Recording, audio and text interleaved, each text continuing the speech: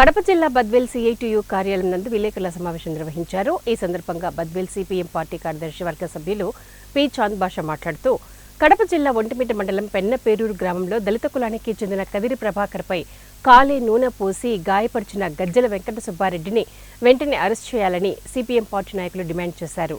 దళితుడైన కదిరి ప్రభాకర్ పక్క గ్రామానికి వెళ్లి తిరిగి వస్తుండగా నీరసపడి కళ్ళు తిరిగి పడే నేపథ్యంలో పెన్నపేరూరులో ఉన్న బండపైన సొమ్మసిల్లి పడిపోవడంతో ఆ బండ అగ్రకులస్తులైనందున దళితుడైన నువ్వు మా అరుగు మీదనే కూర్చుంటావా అని బండ బూతులు తిడుతూ అతనిని కొట్టడం జరిగిందని అన్నారు. అనవసరంగా నన్ను కొడుతున్నావు ఏమని ప్రశ్నించిన కదిరి ప్రభాకర్ పై కాలే నూనె పోసి గాయపరచడం సభ్య సమాజం తలదించుకునే విధంగా ప్రవర్తించడం దారుణమన్నారు.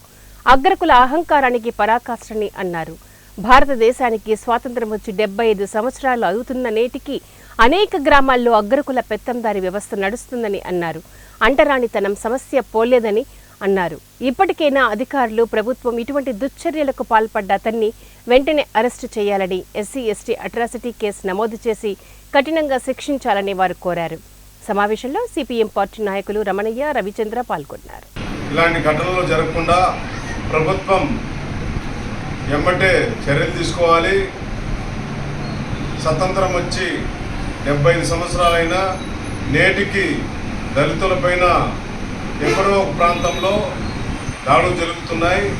ఇలాంటి దాడుల్ని సిపిఎం పార్టీ ఖండిస్తుంది. ఇలాంటి ఘటనలు జరగకుండా